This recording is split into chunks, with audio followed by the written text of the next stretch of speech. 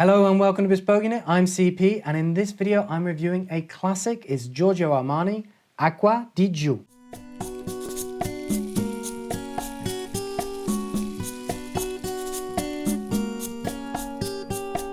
As per usual, this review will be conducted using the Bespoke Unit Fragrance Formula, a quantifiable review matrix that you can use at home. Simply look in the description where you'll see a link which will take you to a guide which teaches you how to use it and provides you with blank PDF versions.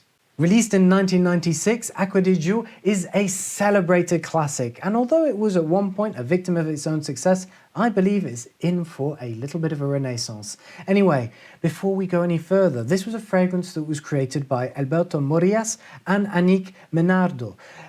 Alberto is one of the world's best known perfumers. He's done over 7,000 creations, notably CK1 and Versace Pour Homme.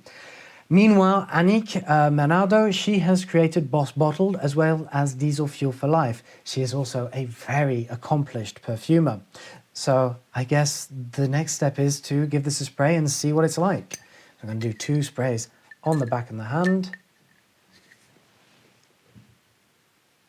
And there's that iconic opening. We have a bomb of citrus, which is mostly lime and a little bit softened by bergamot.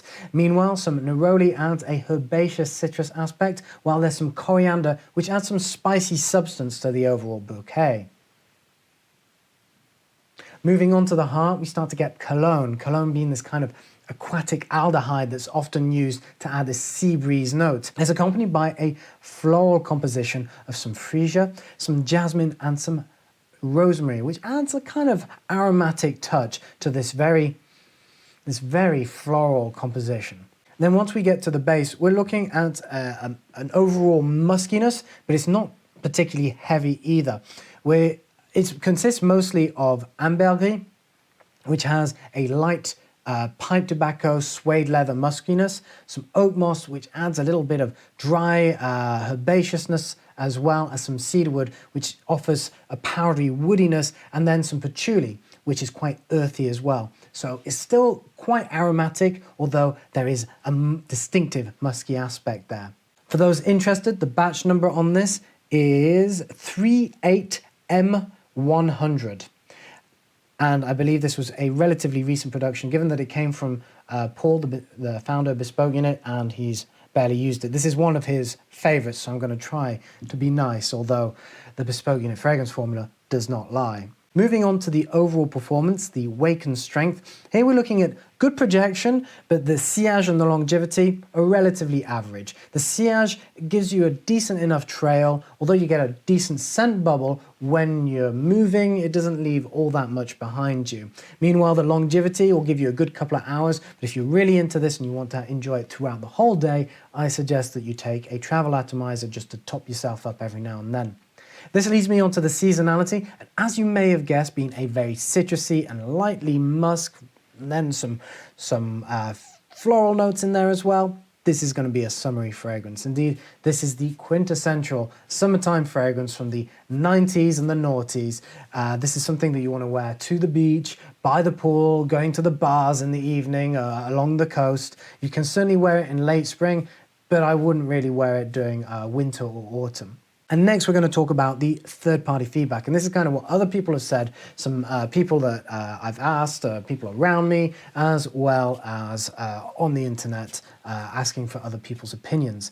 So basically, people love it. They find it really sexy, they think it smells amazing, they think it is quite refreshing and zesty, but there are those who feel that, wow, they've smelt this before, and indeed they have. It was worn so much at one period that it became, as I mentioned earlier, a victim of its own success and became, I wouldn't say outdated, because it's still quite a contemporary fragrance. It was too familiar. So those who recognize it and it takes them back to those days with the olfactory memory, they may not appreciate it. And those may be people of later generations. Meanwhile, younger people who probably didn't experience that will quite like this, potentially. Next, we're going to talk about the impressions. So if I were to put an age range on this fragrance, I'd say this is definitely a fragrance for men in their 20s. People in their 30s and above are probably so familiar with it that might be a little bit bored of it. Then again, there's going to be some people who perceive this as their signature fragrance, and that is completely understandable. It is great. And for those where it was just a fad before, it isn't going to be the case for the people who are still wearing it. They're very passionate about it, and they're going to be able to still distinguish themselves without it being like this mass of people all wearing Acqua Di Giò. But otherwise, for the young generation, this is still very contemporary. It's still very accessible. It doesn't feel dated in any way. Next, when it comes to the time of day, this is certainly a daytime fragrance. This is a fragrance for when the sun is out. And in terms of occasion, I've actually put down the office here because I think this is a great fragrance that you could wear with a suit and tie at the office during the summertime. That being said, it's also a great casual fragrance that you can wear, you know, for going out for drinks, a day on the beach, as I mentioned earlier. So it is quite versatile in that sense. And finally, when it comes to the masculinity of this fragrance, it does have some light elements that could make it kind of approachable for women, but the use of ambergris, most likely ambroxan, some cologne in there as well, is going to be an overall masculine fragrance that is best suited for men ultimately. And finally, this leads me to the presentation, and that is the bottle, the packaging, the atomizer. So first of all, in terms of the bottle, it's beefy bottle here. I quite like this frosted glass style with the serif text with Giò in big letters there with the accent. You've got to remember the accent. And the Giorgio Armani font. It is a bit of a fingerprint magnet, but that's not really a big deal. And then in terms of the atomizer, you get a nice thick mist, which you'll probably need for it to perform very well on your skin since it doesn't have the best longevity. Meanwhile, the box, timeless design, hasn't aged either. You've got a nice matte sort of craft paper with the same text as on the bottle. And then finally, when it comes to the value, given that this is a fragrance that has been out for quite a while, it's had its ups and downs, its RRP is still around $105. So that's pretty steep if you ask me, and that's per 100 milliliter. This is a 200 milliliter bottle.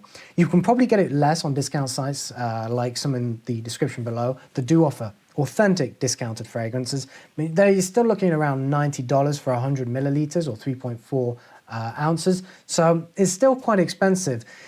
The thing is, you're going to have to ask yourself, is the value for money there for a fragrance that is seasonal and really kind of more on the casual side? If you believe that that gives you a lot of value because it is a fragrance that you'll use a lot, then go for it.